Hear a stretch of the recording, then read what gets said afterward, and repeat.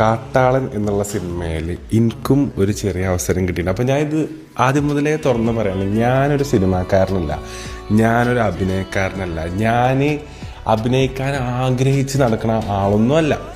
But ഇതിൻ്റെ producer എല്ലാവർക്കും അറിയാം. അപ്പോൾ മാർക്കോ എന്നുള്ള സിനിമ എല്ലാവരും കണ്ട് കാണും.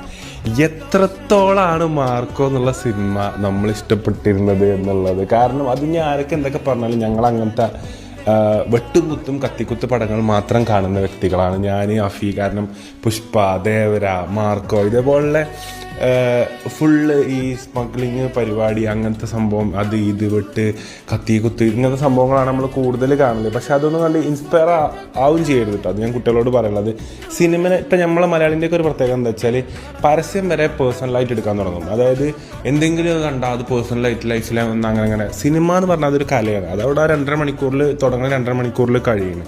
അങ്ങനെയാണ് കാണുന്നത്. ഇപ്പോൾ വ്ളോഗാണെങ്കിലും അതൊരു ടൈമിൽ കഴിയുന്ന 1 മണിക്കൂർ. ഒന്നും പേഴ്സണലായിട്ട് എടുക്കരുത്. നമ്മൾ കാണുക, അതിനുള്ള എൻ്റർടൈൻമെൻറ്റ് നമുക്ക് ചിരിക്കാൻ നമ്മൾ ചിരിക്കുക, നമ്മൾ കരയാണ്ട് നമ്മൾ കരയുക. അത് കഴിഞ്ഞ് നമ്മൾ ദൈനംദിന ജീവിതത്തിലേക്ക് കടക്കുക, ബുദ്ധിയോടെ നമ്മൾ ചിന്തിക്കുക. ഇനി നമ്മൾ ദൈനംദിന ജീവിതത്തിൽ ഇന്നിപ്പം ഒരു വെട്ടും കുത്തും ഞാൻ കണ്ടു, ഇന്ന് അത് കണ്ടതിൽ പ്രമാണിച്ച് ഇന്ന് സ്കൂളിൽ ഇറങ്ങുമ്പോൾ 4 ആളെ കൊന്നിട്ട് പോവുക എന്നല്ല ചിന്തിക്കേണ്ടത്. അതോടെ കണ്ടു, എൻ്റർടൈൻമെൻറ്റ് കഴിഞ്ഞു, മാറ്റി വെക്കുക.